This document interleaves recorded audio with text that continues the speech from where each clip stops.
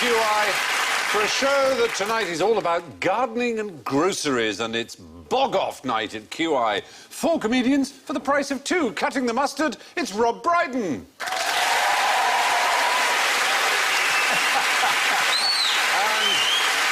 taking the biscuit, it's Dara O'Brien.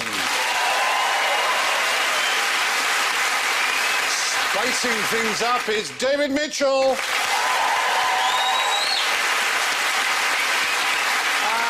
And playing catch-up, it's Alan Davies.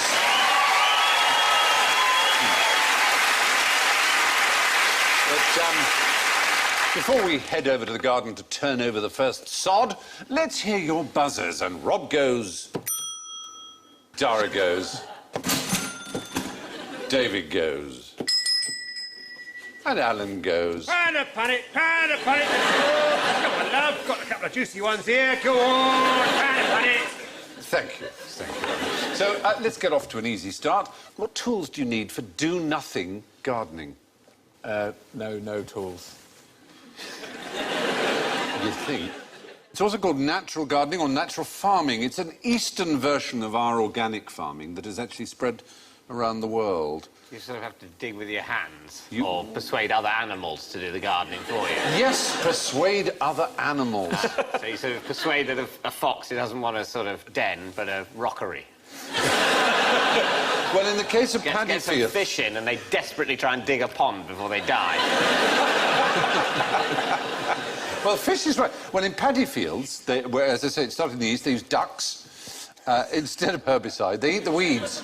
The throttly things that kill the rice, and they use carp as well to helps purify and keep the water in the paddy fields good. Well, this is like having a goat, isn't it? It is like having a goat. In the nicest sense. Yes. It's like having a goat, but now the goat has been usurped because the wallaby is being introduced in larger numbers now in Britain because it makes a good family pet and it eats the grass, and it's more fun than a goat. It's more intelligent. You mean a better family pet than that traditional family pet, the goat? Yeah, surely not. Surely all those Christmas mornings where children go, it's a goat! It's true. I read about it in the paper. There's a guy who breeds them, and he says he's never been busier. Oh. Because they hop over the fence and run away. No, you do have to have a very high fence, that's true. Yes. That's the downside of it. You could electrify the top of the fence. It wouldn't have to be that high. You just get to it, because they are just gripping animals, aren't they, wallabies? That's a koala, isn't it? Surely. They're not big climbers, famously. They're not big climbers. Yeah. Well, you don't need a big fence. They're bouncers, aren't they, basically? What? I don't mean in the sense of nightclubs. Nightclub bouncers. They are of the bouncing animals. Yes. As opposed to of the gripping onto animals. Oh, yes. They're like you blinded me with your biology talk. Sorry. Yeah, he's a man called Masanobu Fukuoka, responsible for do-nothing gardening. It all works very well. And he invented seed balls. Are you familiar with seed balls? You make a little ball out of clay, mud, and various nutrients, and you just chuck it around, and it seeds. You put a load of seeds and some mud and something in a ball, and then just chuck it. And then leave it there to grow. More or less. And that's preferable to just putting some seeds wherever yes. it will. Well, you chuck it where you want it to be, right. Obviously, yeah. But you use far fewer seeds. It's much more economical. And is it like for planting things that were difficult otherwise to reach, stuff on the other side of like lava or something? Surely you could just walk to the point at which you would land and just plant seeds there. It's if you want, like, hanging baskets, but you haven't got a ladder. So what you do is you get a basketball player and a seed ball, and that's... There you are. Yeah. Exactly. Game on. Plus there are seed guns. You familiar with a seed gun? I'm guessing you take a seed ball and you put it into a large gun-like device and you just shoot that mother. Thank you. Thank you for giving us the pre-watershed version, but actually... of the gang talk. It is... Gang talk. Yes. The acceptable face of gangster rap. There on the left is a seed gun. It is literally a seed ball-type mud thing, but made in the shape of a gun. Why would you do that? Well, imagine that you are citizens of Richmond, Virginia, and your murder rate has gone up so far, you're casting about for some way of trying to suggest peaceful uses of guns. So you make a mud gun with seeds in it to plant flowers of hope. But, The flowers arrive up in the shape of a gun. Sure, that's... Well, slightly, as you can see on the That's right. promoting a gun. You could have a kind of gangster rapper, and he's thinking, I'm trying to put the gangsters, the guns behind me. Then he sees the flower bed, and he thinks, a gun, what a great idea. And how convenient. A bullet tree.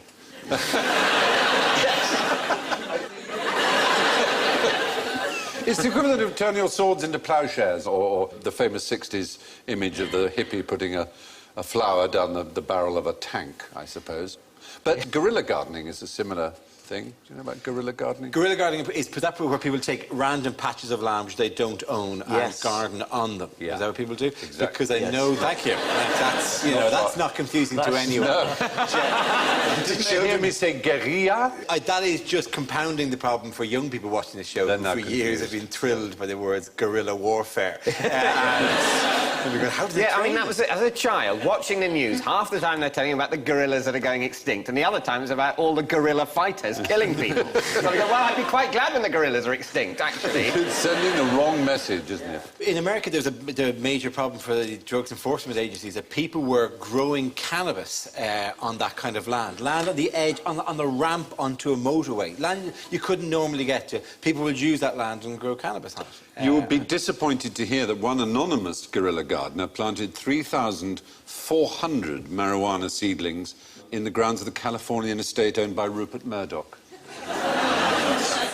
Yes, that's very irresponsible, isn't it? There's a hell of a lot of guerrillaing about, though. It's There is a- 3,000 plants. Yeah, that is an extraordinary... It started supposedly in 1973 in New York. Vancouver is one of the places where it's really taken off because a load of compost was dumped in the street by construction workers and a local inadvertently emptied all his birdseed onto the same dump, and it flowered so extraordinarily that now almost any spare piece of land is used as a garden in Vancouver. It's a good thing, isn't it? But I've got some props for you, which is more connected with the principle of the gentleman gardener, which was a familiar 18th and 19th century pastime, to be a gentleman gardener. You can have that or pass it on. There you are. And on your side, you've got props. Isn't it exciting to have props? Physical, actual props. There you are. I can see where we're going with this. Yeah. So who's going to go Well, first? everybody's been given fascinating devices, and I've been given a bottle with the top cut off. That was designed by George Stephenson of the rocket fame. Was it? The first locomotive, yeah. And it's to do with the garden. It is to do with the garden. He was a what did- very keen gardener. What did he make most money out of? That or the The train? I think the train was a bigger hit. Right. But he was a very keen gentleman gardener. I bet he was really tedious and wouldn't talk about the train in interviews and would insist on talking about his bloody... I feel Actually, you're in many right. ways, it's the work I'm proudest of. Yeah, but it's crap. It's just a bit of glass with no top. Any It would thoughts protect at all? some seedling or other. So you've got sunlight, I think, is an important Yes. factor here. The sunlight, because we've got glass. And what does glass do? It can magnify, Stephen, can't it? Yes, it can. Diffraction with it, can't we? Yeah, or Okay. refraction. Refraction, whatever. Whatever, it doesn't matter. Let's not get bogged down in that. Yeah, quite. We're here to talk about gardening. I'm silly, I'm silly. what's oh, he hello. No, not... You found out... No, It's a saw. it is. It's for a gentleman gardener. It's got a concealed serrated blade. You won't get this through customs. I could play with one of these. I can't make it work, though. Why won't it go forward? It'll only go that way. Well, that's how you start the That's how stroke. you start sawing. It won't go back again. Have you ever used a saw? I don't think it's designed Yeah. for exercise books. No, there is that too. David has a point. It's for the gentleman No! I want to saw something now. Yeah, These this belong. I just want to say... These have been lent to us by the Garden Museum. It works, it works. Oh, it really works. does. Oh, my God!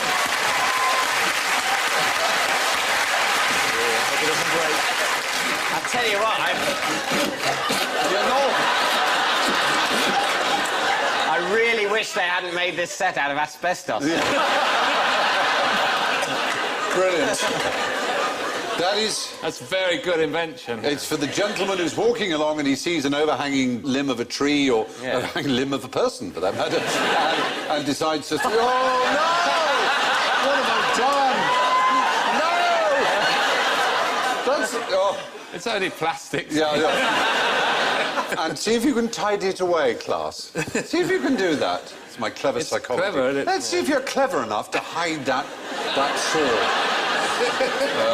Brilliant.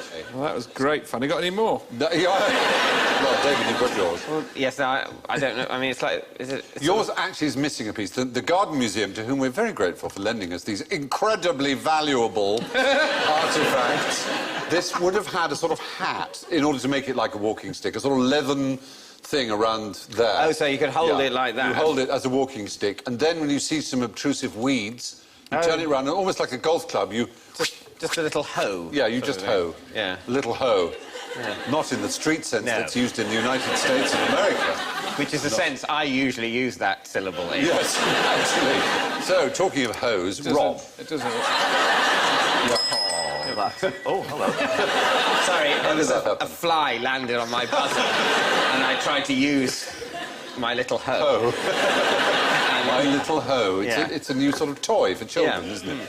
My little. So, what's your little hoe for? Well, I've absolutely no idea, other than I think it's something to do with light. Well, it's not bad. Well, it actually forces a shape. What sort of shape would something in there have to be? A bottle. Oh, a vegetable. It would have to be a straight vegetable, though, wouldn't it? So Is it for cucumbers? For cucumbers, for growing straight cucumbers. Points, and I've mended my walking stick. Yes, points all round for Alan Davis. There you are. Now, that thing up there, though, Stephen, it may well be for cucumbers, but that picture there is very similar to a spam email that I get sent. And I have to say, I'll tell you now, don't waste your money, it doesn't work. Dara, what have you got? I am guessing that you put a mixture of seeds in of different sizes, because there are little holes of different sizes, and then if you're the kind of person who knows what size seed you need, then you just sprinkle it. You're In the most exactly- effete gardening way imaginable. There you go. And we're in the company of which actual gardens would be going, oh, well done, my lad, that's really top quality gardening you're doing there. I'm rather exhausted now. I think I may have to go in and have a cocktail. I'm going to fit the vapours from my gardening. So, Do Nothing Gardening, where we started, is small-scale organic farming with minimal inputs. Guerrilla gardening is prettying up the hood, and a jolly good thing, too. Now, before we move on, we'd like you to draw now. You should have a card if you haven't sawn it in half. We'd like you to draw the world's first novelty teapot. Alan, Sorry, it all went... it's quite a draft in here, it turns out. what did I ask you to draw? Draw the world's first novelty teapot. Damn, you were listening. That's very good. It's gone out that side, but when you asked me, it was still in the middle. All right, then get drawing. The world's first? You mean we're inventing one? Or there is one that we should know about? This is nice. I like it when the class get on with their business. They're busy and quiet. Teacher sits at the front just texting her friend. Do you know that rhyme?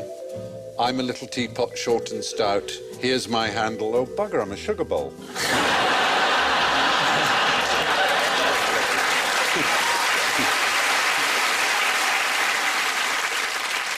How are you doing? Is everyone ready to show yet? Yes, David, you look as if you finished. Yeah, I have finished. I'm very pleased with it. Is it an Indian goddess or a crab? It's a novelty teapot. Oh, yes, sorry. It's instructed, but I thought they have a lot of tea in India, and their vague goddess is a bit like that. And one thing, the best bit, the sort of business end of a teapot is the spout. So someone might have invented one with lots of spouts. A multiple spouted teapot. You'd have to pretty much surround it with cups. And that's that thing on the front that looks like an ear, which is not an ear. That's the sort of The handle. Does it come with a cream to treat scalding and burns? No, but it came in a society in which the burning of various members of it was not considered important by those in charge. Good point. Good satirical point. What have you got then, Rob? What I've done is I've come up with a thing called Handy Tea. So it's a teapot. This actually, all jokes aside, this could be a goer. This... And the finger is cocking a snook to authority, so that'll appeal to the youngsters. But the rest of it, and I've called it Handy Tea. Yes. Which finger exactly? That's the thumb. that's... It's a weird... You're absolutely... Yeah, it's it's a very weird- long... Unless it's the left hand. Which has In which got 5 fingers. You're absolutely right, yes. Yes. It's not anatomically No, correct. that's It's only a prototype. Anatomically correct. Contents may differ upon delivery. Right, anyway, but I think you'd have to agree there's something for everyone in I there. think it's very wise of you to have signed it. Yes, I have. If you hadn't, I would have nicked that idea. I'd probably leave the recording at this point in make order to your fortune. capitalise on it. Dara, what have you got?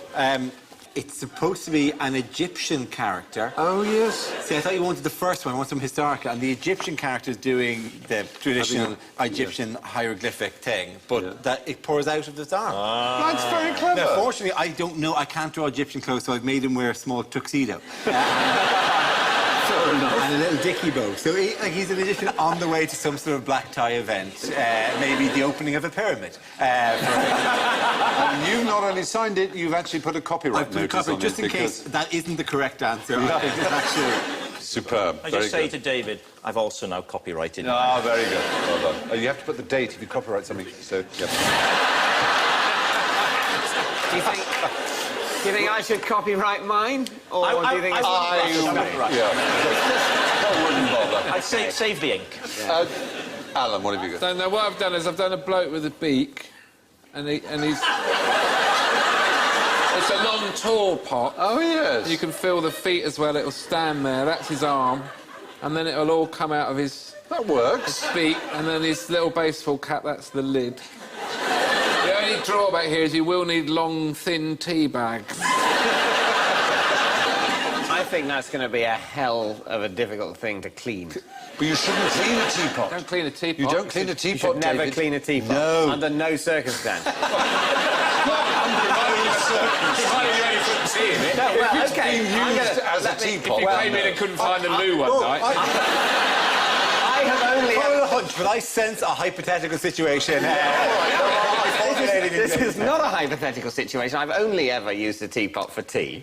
But occasionally, if you make sort of tea in a teapot once in a blue moon when you can be bothered in a vague attempt to seem more civilised than you actually are, you then sort of leave, still got a bit of tea in you it. left some it to tea go cold, cold. Oh, yeah, you rinse it leave out. No, you don't rinse it out because it you forget, stains. because immediately you're tired of being civilised and you want to go to the pub.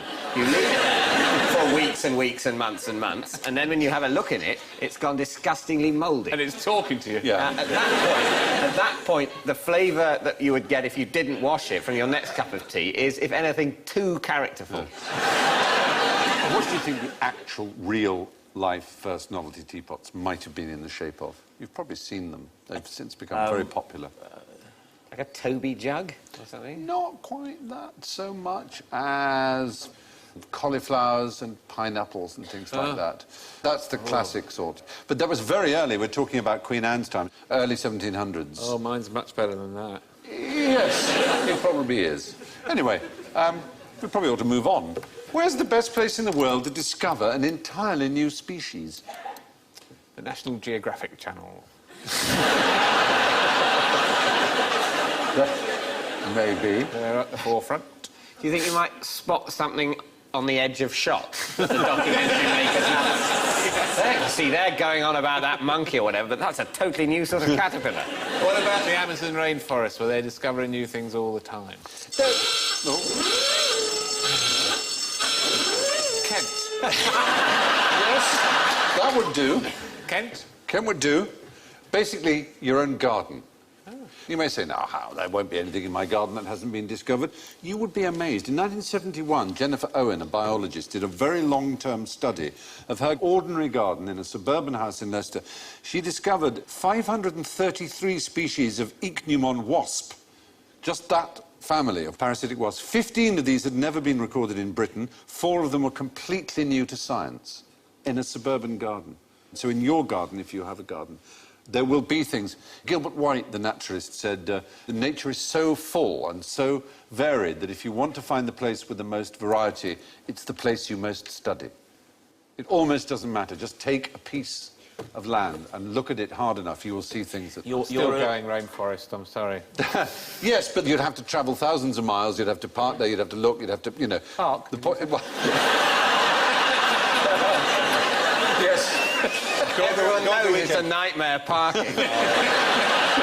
I'm slightly worried that my brain let me say that. Where am I going to park? All these The congestion charge alone would just make drives up the cost of research horrendous. Nonetheless. How did she catch these wasps? Did she put a jam jar with jam in it and a little hole that's big enough for them to get in but not get back out? Because that's what we do in our house.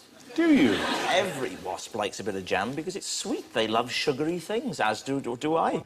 You know when you find a bee and it's crawling on its last legs, I always rescue them. you give it honey. It's the only thing they eat. Makes sense when you think about it. No point just talking to it, give it honey. They're very much a one-recipe species, All aren't they? I'm intrigued because I generally give it the sole of my shoe, but you know, not to be harsh, but you know, You tread on a struggling, crawling bee, Yeah, trying to get back to the hive. What? As opposed to rehabilitate it? I like back honey. to I have life. it on my porridge, you murderer. Yeah, but You depend on bees. We need the bees. okay. So in future, I should lure the bee back. And sorry, do I get a syringe of honey, just a tiny amount of honey? How do I feed this Spoon of honey, disabled leave bee? it with the honey, don't tread on it. It should be criminal but- offence. but- You should be arrested. You should be locked up, you know where? In a hive. But isn't it true, though, that a bee in his entire lifetime makes an absolutely tiny amount of honey overall? I mean, just a But there are minute just lots amount of of them. honey. Yeah, but they're So you team don't players. have to give much rehabilitating honey to this one bee So before the nation, the world, is making a net diabetic. loss from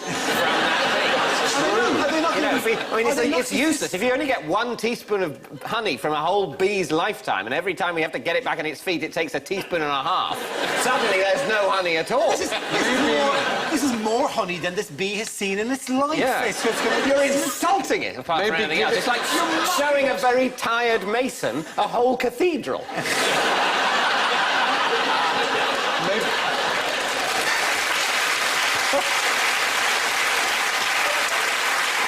Well, let's say that you're in between Alan and Dara. So, like Alan, you want to help the bee give it honey, but like Dara, you also want to kill. What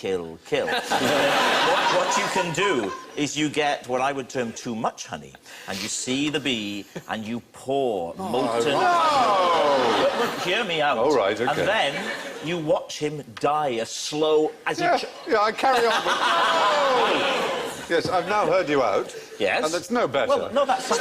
That's much worse than what I did. Torturing You're a being bee. humane, are you? Yeah, I am being- You're not. You're getting a kick out of it. Let's forget that. Drowning the bee ironically in honey. You You want some honey? You want some honey? You can't How much drown honey them. do you want? Is this too much honey? How strange. Oh, not so keen on the honey now, are you, after your lifetime making honey? You may try and drown bees, Dara, but I will follow you. It was Dara who wanted to drown the bee. Yes, it was. My He's a scenario. bee drowner. He wanted to smash it with his shoe. He wanted to tread on it. It is a bee in a bath. I don't then go, right, get the shoe. Splishy, splashy, splishy, splashy. Your murder is based on circumstances. If there's a bee that looks as if it's on its way out and it's just going that... You are like the Swiss surgery of beekeeping, aren't Essentially, you? yes. You are trying to give them Dignitas. dignity. I Yeah. am dignitas for bees. Dignibuzz is what you are. Dignibuzz. And then I do turn to people and go, it's what the bee would have Have wanted. Very good. Well, thank you for that interesting, fierce, and I think productive debate. Very pleased with that. We're going to move on now, but the best place, as you didn't quite point out, to find a new species or plant or animal is in your back garden. Who finds garden gnomes attractive? I do, and it's lovely. It's lovely to get the opportunity to be able to admit it in public. Good. Yeah. Oh, look at that.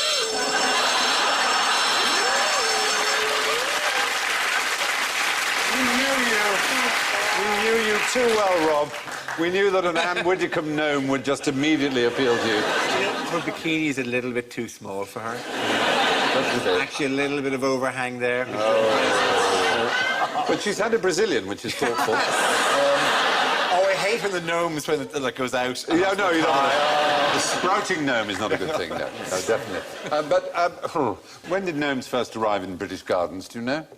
1922. But earlier than that, actually. 1847. And there was a strange man called Charles Isham, who was a vegetarian spiritualist who believed that putting ornamental garden gnomes into a garden would attract real gnomes. That was his Did he wish sad to try point. and kill real gnomes? No, he wanted was to trying to commune with entrap them. He wanted to real commune with gnomes. them. He said seeing and hearing gnomes is not mental delusion, but extension of faculty. It's a nice try, isn't it? It's lovely being clever when you're mental. Yes. This man, Charles Isham, he introduced 21 porcelain gnomes, of which one still exists, and there it is. It's the original garden gnome in the first one ever. It's been insured for some £1 million. The red cap, which is a feature of all gnomes, it seems, and you may think there is a family resemblance to that chap and Doc or one of the other dwarves in Snow White and the Seven Dwarfs, and they were based on this idea that German gnomes, or whatever you want to call them, dwarves, had these red caps because they were miners, and German miners wore red caps. There were in Wastwater or Wastwater in the Lake District, there were at 48 metres, there were a whole load of gnomes set divers, deep yeah. down for divers to look at. 3 people drowned, apparently, trying to go and look for them, so the police came and took them away. And the gnome garden was put back at 50 metres this time deep, just 2 metres deeper, and the police didn't take it away. Can you imagine why that would be? If they took it away when it was 48 metres and 3 people had drowned, why would they then leave it? When Maybe it's a visibility thing. Good effort, but no. It's too far for the police divers. The police divers' health and safety people won't let the police dive that low, so the police couldn't recover them from that depth. That is funny, actually. It is. It somehow is. Can you imagine, though, if you're able to, you know, and you don't mind the sort of risk, why would you choose to do it in a place where instead of seeing, you know, a coral reef or fantastic wonders of the deep, all you can see is some manky old gnomes? I think the idea was that the lake was incredibly dull and that people who were practicing diving, it was just something to make the little bit brighter and more Most interesting. really nice things to see in diving trips, and I've dived for years, most of it are a long way away. That's the problem. In hot countries where you have to fly there and stay in hotels and stuff. So if you want to dive while you're here, there's really very little to in see. the dive centre in Leicester, there's a big quarry, and they've put an old aeroplane in it and a bus. Yeah. Of course, in Scarpa Flow, there's a scuttled German fleet for you to go and investigate, if you wanted to. That was the A bit chilly end there. of the war, end of the Yeah. First World War, wasn't Yeah, it? that's right. The Allies were all arguing about who were to get this fleet, and we wanted to have the fleet because we had the biggest fleet, and so it made sense to us that we And should Mummy have. said, if you're going to argue about it, Yeah. then no one will get the Yeah. fleet. And it was I scuttled. didn't know that we sunk the French fleet. We did, yes. That was much to the annoyance of Charles de Gaulle. Yeah. But otherwise, the Germans would have got hold of it. Also, you don't get many opportunities to sink the French fleet. And, you know, when the French fleet is just sitting there and it's not going to return It was fire, more of an old it's English just, you kind of go, look, we've got the French fleet, it's just there. We've got to sink it. We never mind that we're at war with Germany, but still, it's the French fleet. We will kick ourselves. Where was the French fleet when this happened? Oh, it's off the coast of Morocco? So why didn't you someone- just sail it to England? We said sail it to England. It was full of French sailors who refused to sail Yeah. it to England, as they always will. Well, and option B was, well, let's just sink the boat. Yeah. then. How was it not explained to them that the only other option was? The third option was to drown them in honey, but we couldn't. Couldn't get enough honey there in time, so... Yeah. A black chapter amongst many other black chapters in that sad, melancholy period of history, the war. But on that melancholy note, the man who brought garden gnomes to England did so in the hope of attracting some real gnomes to his garden. Why do American farmers, gentlemen, hate Shakespeare? There's a picture of American farmers hating Shakespeare. Something to do with Shakespeare caused immense trouble to American farming. It's not Shakespeare's fault at all. Not some farming practice that's hidden away in the sonnets or something. It was an eccentric drug manufacturer called Eugene Schieffelin, and he decided that America should contain examples of every bird species named in the works of Shakespeare. And one particular species didn't exist in America. And he thought, oh, I'll introduce these. He introduced 100 to Central Park, and there are now estimated something like 200 million of It's them. not the common pigeon, is it? No, they come in huge flocks. Geese, Starlings. ducks. Starlings is the right answer. Starlings. And they don't like them because they eat the seeds? They eat seeds and they eat everything that's... Could they eat a seed ball or a seed gun, though? Wow. I suspect not. Maybe that's Point the the future. seed gun at them, and I think they'd fly away. Yeah. Unfortunately, what they do is they befoul everything in their droppings that they don't eat. They're such huge flocks. Vast flocks. I was on Brighton Pier one time, Yeah. and there are lots of starlings there, and at dusk they do that stuff. They're beautiful. And it's really amazing to watch Yeah, it's a if you wonderful stand on the sight. pier. And then someone said that starlings come from hundreds of miles away to join in this The flock. coastal flocking. Yeah. And they come from as far away as Germany and Poland. A and lot fly of the Polish around ones are and- coming over here now and taking away a lot of the... a lot of the British starlings' jobs. You'll see a lot of British starlings just sat on the prom like this, bloody typical. Yeah. Yeah, but they're the lazy British starlings who don't want to Yeah, work. why don't they just get up and join in, you know? But they won't, will they? It's typical, typical. No, you're right. The flocks are up to 1 million, some of them. I mean, enormous flocks. And are they just having fun? Or is it a good way of eating? No, in the case of fish, I know that what they're really doing is presenting, as it were, an enormous fish that sort of glistens and frightens some predators, and in other cases it confuses and dazzles, and they're a lot safer than... Starlings are basically scared of sharks. I'm not so sure about The shark might leap out of the West Pier. You may laugh, but when was a starling last killed by a shark? That's true. So it works. You're absolutely right. It's 100%. It is 100% starkly proven that this shall keep us safe from sharks. Come on, boys. Fum! And they're that way. So, good, excellent. Starlings were brought to America in an attempt to introduce all the birds in Shakespeare to the US. They're now a major pest. Which is correct of these grocers, or grocers? It's grocers apostrophe. Why does this annoy people? They're all right. Well, of course, they're all conceivably right, aren't they? Well, is it but not? it's just a way of asking whether you care about apostrophes. Well, the grocer's apostrophe is supposed to be like... They put them in where they shouldn't be, supposedly. They put, like, potatoes and put an apostrophe there or something. This doesn't bother you, does it? It doesn't bother me. It no. bothers me. Does it? Yeah, it bothers some people, yeah. Some people not write like genocide. books and get incredibly annoyed, and they form societies for the protection of the apostrophe. And There's one actually in Dublin, I don't know if it's a grocer, but something like that, and it's G-R-O-C-E-R, and then there's a comma, and then the S. And you go, you knew something had to go in there. You knew something had to go in there, but you couldn't. And it's like, it looks like a dead apostrophe. It looks like... But this guy had printed the sign. He'd obviously written out the sign that is and then sad. gone I to a know. sign printing company who went, That's yeah, it, right, that's whatever. right. Sign printing companies, you'd think Yeah. one of the requirements of being a sign printing company is having a basic knowledge of where an apostrophe goes. They know, I'm convinced. All sign writing companies know, for example, how to spell accommodation. They must. And I reckon when they say, OK, we're doing a sign for your guest house, would you like our normal service, or would you like our deluxe gold 5 times the price service? Well, we'll check your spelling for you. And everyone goes, no, it's all right, I'm not going to pay 5 times as much for you to check the spelling. They go, OK. Inevitably, OK, we're going to paint the word accommodation the way you've put it there, are we? In the knowledge that they'll have to get called back all the sooner when the people finally realise they've got it wrong. It's just every time you see accommodation properly painted and misspelt, the sign writer knew. Was bloody minded. He'd putting it out there wrong, knowing he'd get a repeat gig all You the can see sooner. how long he's been looking for a flat. Can't There are very few situations in which this is vital. There are very few times that you will run in and go, where are the grocers? And they go, well, there's only me. But your sign implied that there was more than one grocer. exactly. You're so I'm right. looking for 3 grocers. Yes, that's the minimum I need in this situation, not just one. People have been ridiculing what's called the grocer's apostrophe since the 18th century.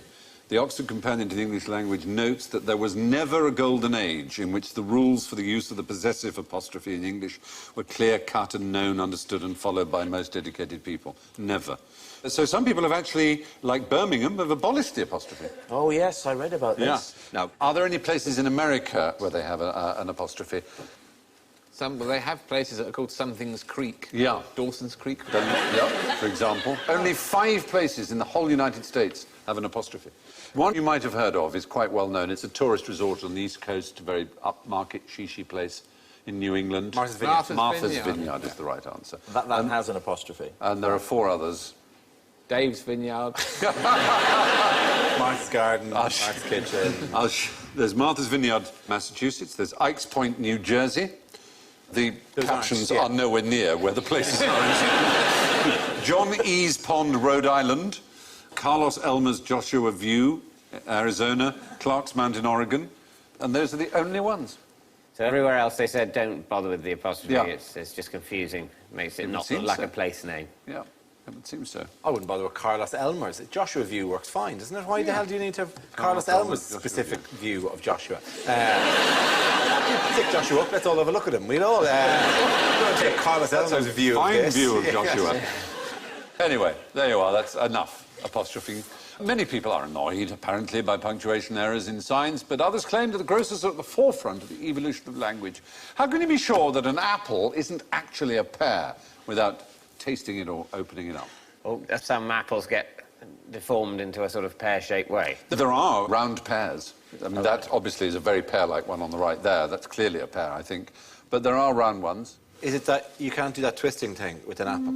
I think pear stems do tend to come off more quickly, don't they? But there's a really interesting way, and that is... One floats and one doesn't Which float. one floats? Apples float. Apples float. Apples float, You is can it? dunk apples. Bobbing for apples, exactly. And it's better work. I'm going to be so embarrassed if it doesn't. Oh, it's like Brainiac. Whoa!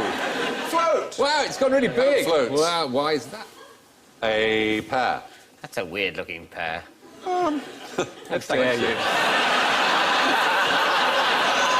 That's wrong. Okay. Oh, Six. son. There you are. It seems that the pear is denser. It's somehow odd. You think of them as sweeter and lighter and so on, but actually they're just structurally more dense. And you may try this at home and get a floating pear or a... Don't go to a greengrocer's. Or a sinking apple, but please don't write in. Write to the British Apostrophe Society. So They'd if love to know about it. Someone invites you to play a game of pear bobbing. Basically, They're trying to drown you. Walk away! Apparently up at Owlswater, they did pear bobbing at about 50 metres. Yes. The police decided not to do it. invited a load of strangely dressed dwarves. Pear bobbing. But oddly enough, I'm going to put this back down here now. Oddly enough, the oldest variety of apple in England is called a... Granny Smith, Bramley, Cox. No, a pearmain. And that's going to bring us on to our next question. Yesterday, I went to the supermarket, and all I wanted was a loaf of bread and some milk, and I came back with a small jar of truffle oil, a pot of organic anchovy. I remember that day, that was yes. And a flagon of fermented essence of Vietnamese sucking goat and a small curly-headed chap. When all I wanted was bread and milk. What was going on? Early onset dementia, Stephen, which I think that's what it is. It seems They're so. very clever with the way they put things in the aisles and they catch you out. You end up with a Swiss yes. roll you had no intention of buying. Precisely. There is a huge science to the placing of products. There's a thing called the Grün transfer. There was a man called Victor Grün who was generally considered the father of this whole business. Apparently men buy things from higher up. They're also more likely to pay more. So everyday things that women are more likely to buy are at 3 to 4 feet, and the more expensive premium goods are higher up. The men will pluck those, say, yeah, that's good, that's the best, that's the most expensive one, that must be the best, because we're stupid like that. And the women will say, well, that's a good price, I'll get that one. It's called And they also Grün they transfer. play different music during it because you're more or less price sensitive at different times of the day. They play different music. It's more kind of sedate supermarket music during the afternoon, but by half an hour before the supermarket closed, they speed up the music in order to make you shop faster. And also the people go bip, bip, bip quicker because the music develops a beat. So they actually, Start playing the Crimson Tide music. People shot like their lives depend on it. It seems we're all victim to this. I mean, I have to confess, I like to think of myself as an independently minded person, but I've gone into these shops wanting 4 things and come out with 20. Which of us hasn't? But they make them look nice, but then you go home and enjoy them. Oh, It's not that's like true. You go home and go, this is just tar. Why the hell do they make me buy it? It is still a packet of biscuits. And you go Yes. home and go, thank God I bought that nice packet of biscuits. I can have that now. Yes, there is an element to that. Yeah, they mean like we But it give out is- them as if they're being foisted upon us, like, and the guy in the mirror, they have bought our tar biscuits again. Take all good things off the shelves, only tar from here on.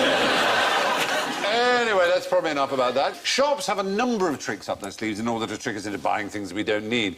When you've fallen for them, you're the victim of a green transfer. And now it's time for 5 items or fewer of general ignorance. Fingers on buzzers. What are trees made of? Wood. Is the right answer. Yes, well done. Well done. You see? And what is wood made of? Carbon. Yes. And where does the carbon come from? The earth. The earth? Yeah. No, you'd think most of what makes a tree was drawn up from the soil in nutrients. It's air, is it? It's actually vast majority of everything that makes a tree comes from the air, yeah. Photosynthesis, which breaks down the air and leaves the carbon. And that's the carbon that makes a tree, so it is made of carbon. But it's quite surprising, isn't it? Yeah. Good. What makes Australian spiders so dangerous? It's their cunning and their organisation, Stephen. And the fact they're willing to put the man-hours in. They will stalk you for weeks. They'll look for patterns in your behaviour, and they'll strike when you least expect it. Just as you're hovering over a poorly bee, holding a shoe high, that's when they'll come and bite you in the bum. You mean the spider is working with the bee? Yes. The bee is saying, there's not much longer left for me, but you can have a bit of fun here. Come on. Come in and bite him. So is it that they sort of hide in loos? Well, not deliberately, but the only real danger they seem to threat these days, since 1981, when anti-venoms were introduced all around Australia, there are 2 very poisonous types. There's the redback and the funnel web, the famous redback's funnel very, web. very People's common. reaction. There's the redback. Is it the way that people... Yeah, that no one has died from a spider bite since 1981. Yeah. No one in Australia. But people have been in accidents, which have been fatal, some of them, and certainly have caused enormous damage from spiders that have dropped out of sun visors in cars and fallen on people, and they go, "Ugh," like that, and then crashed. So that's their danger now, oddly enough, not their venom. And so it's time for our guests to reap what they have sown. I'm going to have a look at the old scoreboard. Oh, my good night. It's a tie for first place, ladies and gentlemen. That hasn't happened for a very long time. Not since all round here was green fields. And in first place, it's the 2 Ds with 3 points each, Dara and David! Congratulations. In a very praisable third place, smelling of roses still, at -6 is Rob Brydon. But going down to the bottom of the garden to eat worms with -8 is Alan Davis.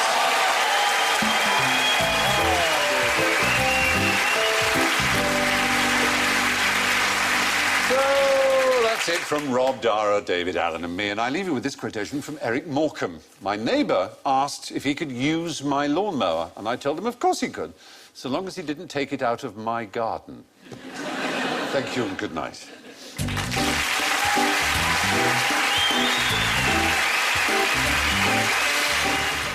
Revealing more of Samuel's dirty deeds as he develops his master plan, a double bill of heroes here on BBC 2 next.